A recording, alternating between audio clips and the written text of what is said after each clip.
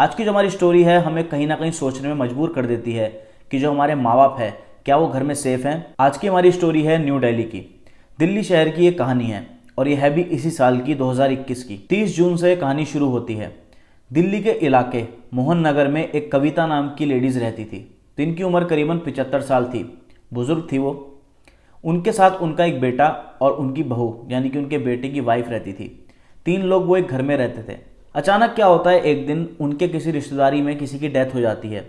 तो उनके रिलेटिव में जब डेथ होती है तो वो आंटी जो थी बुजुर्ग थी तो वो नहीं जा पा रही थी। तो उनका बेटा और उनकी बहू चले जाते हैं हरियाणा दिल्ली से और अपनी माँ को घर पे अकेला छोड़ देते हैं। अब जो कविता थी वो घर पे अकेली थी और उनके बेटा और बहू 3-4 दिन के लिए करीबन दिल्ली से बाहर हरियाणा गए हुए थे। अब अपना 2-3 दिन का काम निपटा के उनका बेटा और उनकी बहू वापस आ जाते हैं दिल्ली अपने घर पे। लेकिन जैसे ही वो अपने घर पे पहुंचते हैं 3 तारीख को पहुंचते हैं 3 जुलाई को। 3 जुलाई को जैसे ही वो अपने घर के बाहर पहुंचते हैं वो देखते हैं कि उनके घर के बाहर एक ताला लगा हुआ है। और बेसिकली वो ताला तो लगा था लेकिन वो ताला जो था वो उनका नहीं था, क्योंकि हर किसी को अपने घर के तालों के बारे में पता रहता है कि हमारे घर में कौन सा ताला है। तो वो ताला कुछ डिफरेंट था देखने में।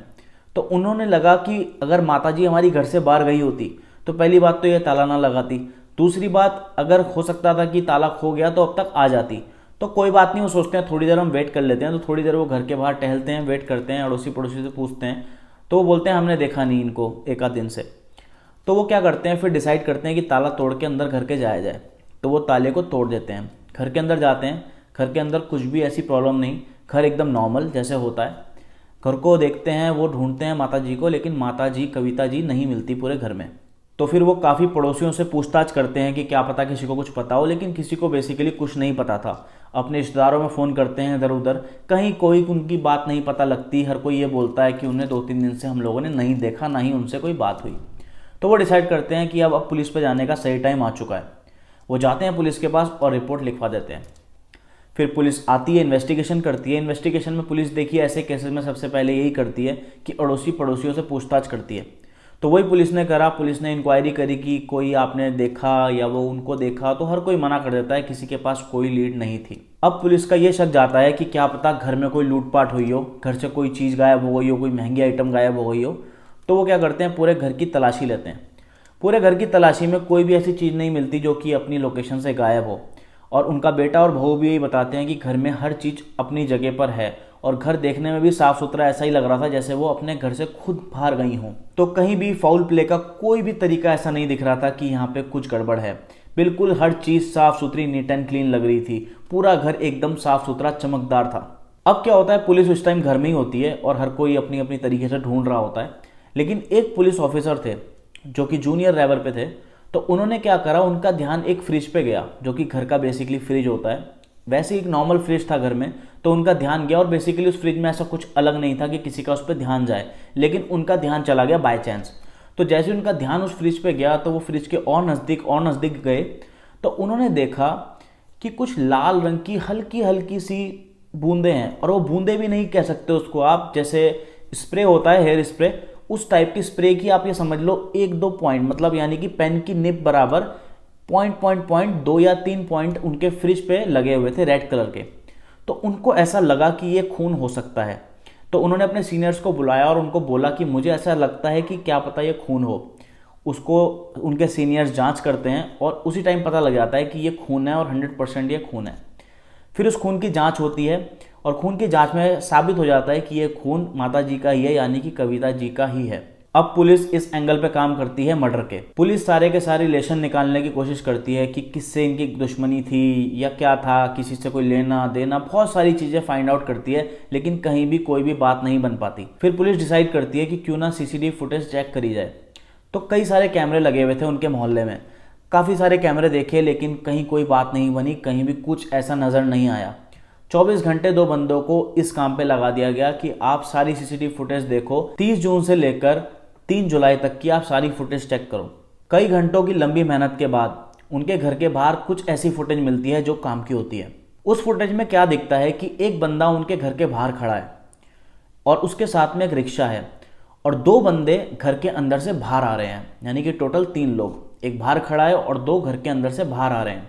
और जो घर के अंदर से बाहर आ रहे हैं उसमें एक आदमी है और एक औरत है। लेकिन उनकी शक्लें क्लियरली बिल्कुल भी नहीं दिखाई दे रही, लेकिन साफ पता लग रहा है कि एक आदमी है और एक औरत है। और उनके हाथ में दो बड़े बड़े बैग हैं जिसको वो खींचते हुए लेकर आ रहे हैं रिक्शा की तरफ। और वो दोनों बैग वो लोग रिक्शा में रखते हैं और वहाँ से चले जाते हैं रिक्शा के साथ। फर्स्ट कट ये था।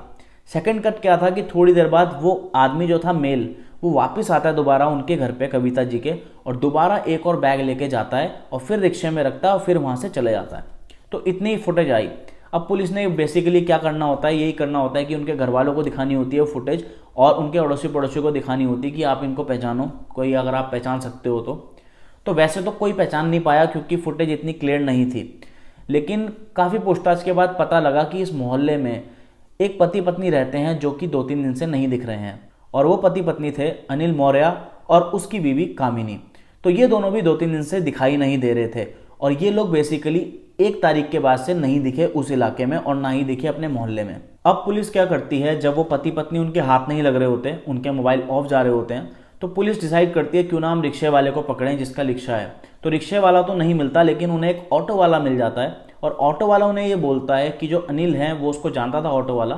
तो ऑटो वाले ने बताया कि अनिल मौर्य ने मुझे कॉल करा था और मुझे बोला था कि मेरा कुछ सामान है, चिकन वगैरह है और उसको लेके कहीं जाना है, तो तू आ जाना सुबह। बेसिकली जो अनिल मौर्य है वो इवेंट मैनेजमेंट का काम करता है, जैसे कि शादी पार्टी ऑर्गेनाइज करना ये वो। तो उसके घर में बेसिकली ये आम बात थी कि कभी खाने पीने का सामान आ गया और वो लेके ऑटो वाले को लेकर डिलीवर करने चला गया, अपने इवेंट पे लेकर चला गया। तो बेसिकली ये सब चलता रहता था, तो ऑटो वाले को कोई शक नहीं हुआ। आगे ऑटो वाला बताता है कि जब मैं उनको लेने गया तो वो लोग मेरे ऑटो में बैठे, उन्होंने रिक्शा से अपना जो भी सामान था, उनका बैग्स थे उनके पास 3 बड़े बड़े, उन्होंने वो बैग्स मेरे ऑटो में रखे और मुझे बताया कि इसमें चिकन है। अनिल मौर्य और उसकी बीवी ऑटो वाले के ऑटो में बैठ गए और वहाँ से ऑटो को लेकर नजफगढ़ के पास एक सुनसान इलाके में ले गए। और वहाँ पे उन्होंने एक सुनसान एरिया में ऑटो वाले को बोला कि आप हमें यहीं उतार दो, क्योंकि अभी हमारी कंपनी की गाड़ी आने वाली है जिनका इवेंट है, तो अभी हम उनकी गाड़ी में जाएंगे। और अनिल ने ऑटो वाले को वहाँ पे पैसे दे दिए और ऑटो वाला उन दोनों को बीच वहाँ पे छोड़ के सुनसान इलाके में चले जाता है। अब पुलिस को पता लग चुका था कि जो अनिल मौर्य है और उसकी वाइफ कामिनी, इन दोनों ने ही कहीं ना कहीं कविता जी का मर्डर करा है। तो पुलिस को पूरा अंदाजा था, लेकिन अब पुलिस को सिर्फ उनको पकड़ना था। लेकिन अब पकड़े कैसे, क्योंकि उनके मोबाइल ऑफ जा रहे हैं और पुलिस उन तक पहुंच नहीं पा रही। अब क्या होता है कि एक बार उन लोगों का मोबाइल ऑन हो जाता है और पुलिस के पास सिग्नल पहुंच जाता है कि वो लोग कहाँ हैं। उनकी लोकेशन मिलती है उत्तराखंड में रानीखेत में। तो दिल्ली पुलिस की एक टीम निकल जाती है उसी टाइम उत्तराखंड रानीखेत के लिए। जैसे ही दिल्ली पुलिस की टीम उत्तराखंड पहुंचती है तब पता लगता है कि वो लोग यहाँ से निकल चुके हैं और यहाँ से कहीं और जा चुके हैं। फिर पुलिस के हाथ कुछ नहीं लगता, पुलिस के हाथ खाली के खाली। फिर उनकी नेक्स्ट लोकेशन पता लगती है कि वो बरेली पहुंच चुके हैं। तो पुलिस डिसाइड करती है क्यों ना हम इस बार बरेली में उनको पकड़ लें। पुलिस वहां से निकलती है बरेली के लिए और बरेली में काफ़ी मुशक्कत के बाद उन दोनों को पकड़ लिया जाता है। अब वो दोनों अरेस्ट हो गए हैं और दिल्ली पुलिस उनको वापस ले आती है दिल्ली। अब दिल्ली पुलिस जब उन लोगों को वापस दिल्ली लेकर आती है, अब उनसे पूछताछ शुरू होती है। दिल्ली पुलिस उनको बोलती है कि आप दोनों 1 तारीख से गायब हो और इधर उधर भाग रहे हो, और जो कविता जी हैं वो भी गायब हैं काफ़ी दिनों से, और हमें शक है कि आपने ही उनका मर्डर कराया। तो वो जो अनिल मौर्य है और उसकी जो वाइफ है कामिनी एकदम साफ पलट जाते हैं। वो कहते हैं कि नहीं, हम तो अपना काम करने गए थे, हमारे को रानीखेत उत्तराखंड में भी काम था और हमको बरेली में भी काम था। वो अपने सबूत दिखाने लग जाते हैं और कहीं ना कहीं उनकी बात जो है जस्टिफाई होने लग जाती है। लेकिन पुलिस के पास अभी एक बहुत बड़ा हथियार था जो उन दोनों को नहीं पता था। पुलिस ने उनसे काफ़ी इंटरोगेशन करी लेकिन उन्होंने नहीं बताया। आखिरी में पुलिस ने उनको उनकी सीसीटीवी फुटेज दिखाई कि आप ये इनके घर से निकल रहे हो ये बैग्स लेकर, और ये क्या चक्कर है। फिर कहीं ना कहीं वो टूटने वाले थे, लेकिन अनिल तब भी नहीं मानता। अनिल उसमें भी अपने तर्क देने लगता है, अपनी मनगढ़ंत बातें करने लगता है। लेकिन अनिल की जो वाइफ है कामिनी, वो टूट जाती है सबसे पहले, और उसके मुंह से निकल जाता है कि मैंने इनको बोला था कि मत मारो। बस फिर क्या था, जब वाइफ ने कबूल कर लिया तो फिर अनिल भी कब तक चुप रहता। अनिल को भी सारी सच्चाई पुलिस को बतानी पड़ी और कहानी ये निकल के आई। अनिल और कामिनी ने पुलिस को बताया कि लॉकडाउन के टाइम पे, जैसे आप लोगों को पता ही है, सबके काम धंधे बिल्कुल खत्म हो चुके थे और हर इंसान उस टाइम परेशान था फाइनेंशियल कंडीशंस को लेकर। अनिल मौर्य जो कि एक इवेंट मैनेजमेंट का काम करता था, उसके काम पे सबसे ज़्यादा फ़र्क पड़ा, क्योंकि आपको पता ही है ट्रैवल और इवेंट्स वगैरह ये सब तो बिल्कुल बंद हो गए थे और इन लोगों की इंडस्ट्री पे ही सबसे ज़्यादा फ़र्क पड़ा। तो अनिल के काम पे भी बहुत ज़्यादा फ़र्क पड़ा और उसने काफ़ी उधार लेके अपना घर चलाया लॉकडाउन के टाइम पे, और फिर उसने दोबारा अपना बिजनेस खड़ा करने के लिए कई लोगों से उसने लोन लिया, काफ़ी लोगों से उसके पैसे देने थे, तो वो इस चक्कर में काफ़ी परेशान रहता था। इसी बीच में उसने कविता जी से भी पैसे ले लिए। 1.5 लाख रुपए करीबन उसने कविता जी का भी देना था, जिसके लिए कविता जी उसको आए दिन टोकती रहती थी और कविता जी उसको बार बार बोलती रहती थी कि तू मेरे पैसे कब देगा, और वो रोज़ आनाकानी करता रहता था। तो कविता जी उसको काफ़ी सुनाती रहती थी इस बारे में, जो उसको पसंद नहीं था, और वो काफ़ी ज़्यादा परेशान हो चुका था आए दिन की इसी झकझक से। फिर एक दिन अनिल को पता लगता है कि 30 जून की तारीख को जो ये आंटी जी हैं ये घर पे अकेली रहेंगी, और इनका बेटा और इनकी बहू जा रहे हैं हरियाणा में, किसी की डेथ हो गई है वहाँ पे। तो ये डिसाइड करता है अपनी वाइफ के साथ उनके घर जाने की सुबह। तो ये सुबह उनके घर जाता है, उनसे वहाँ पे बात करता है, लेकिन आंटी कुछ ज़्यादा बोल देती है और इनकी आपस में झकबाजी हो जाती है और उसको बिल्कुल पसंद नहीं आता। वो एकदम चिड़चिड़ा हो जाता है, बहुत ज़्यादा गुस्से में आ जाता है, और इस हबड़ तबड़ के बीच में हाथापाई शुरू हो जाती है और वो आंटी जी को धक्का दे देता है। अब धक्का देने के बाद आंटी नीचे गिर जाती है ज़मीन पर और उनके सर से खून वगैरह निकलने लगता है। उस टाइम पे वो उनको हॉस्पिटल ले जाने के बजाय उनका गला दबाने लग जाता है, क्योंकि वो बहुत ज़्यादा गुस्से में था और वो चाहता था कि इस मैटर को अब यहीं क्लोज कर दिया जाए, क्योंकि बार बार पैसे की बात होती है, मैं पैसा दूंगा कहाँ से। तो वो गला दबाने लग जाता है। उसकी बीवी उसको रोकने लग जाती है, लेकिन वो अपनी वाइफ की बात भी नहीं मानता, और ऐसा करते करते कविता जी की डेथ हो जाती है।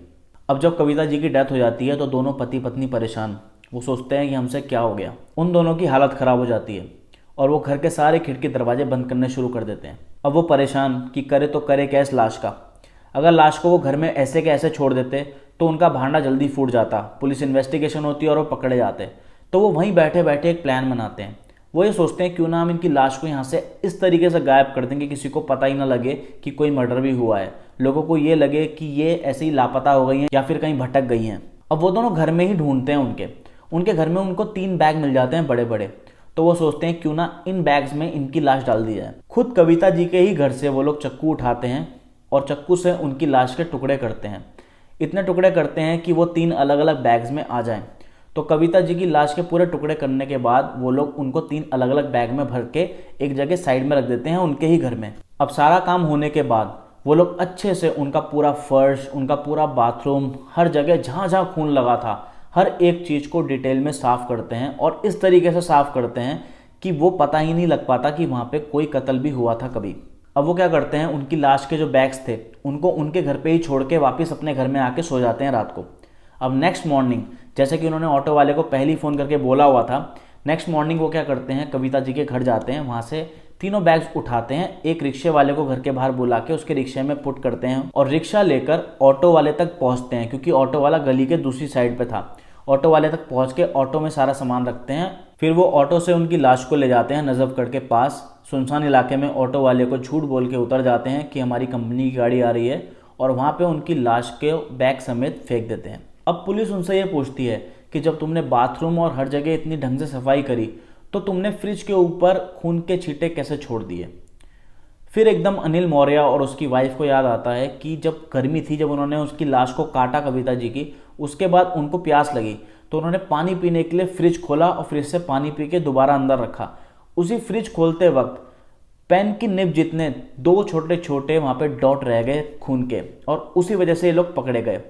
और अगर आप ये सोचो कि अगर उस पुलिस वाले का ध्यान नहीं जाता उन डॉट्स की तरफ, तो ये केस काफ़ी ऐसा था कि जिसपे पुलिस इतना कंसिडर नहीं करती, क्योंकि पुलिस ये सोचती बेसिकली कि कहीं चली गई हैं आंटी या अभी आ जाएंगी। तो ऐसे करते कराते इस केस में काफ़ी टाइम लग जाता और पुलिस ऐसे केस को इतना इंटरेस्टली नहीं लेती जब तक कि पता न लगे कि मर्डर है या और कुछ। तो ये थी आज की हमारी क्राइम स्टोरी। मेरे को उम्मीद है कि आप लोगों को स्टोरी काफ़ी पसंद आई होगी। अगर आपको पसंद आई है तो इस वीडियो को आप ज़रूर लाइक करें और कमेंट करके बताएं कि आप आगे और कौन सी स्टोरी सुनना चाहते हैं। तो फिर मिलते हैं आप लोगों से नेक्स्ट वीडियो में, तब तक के लिए थैंक यू।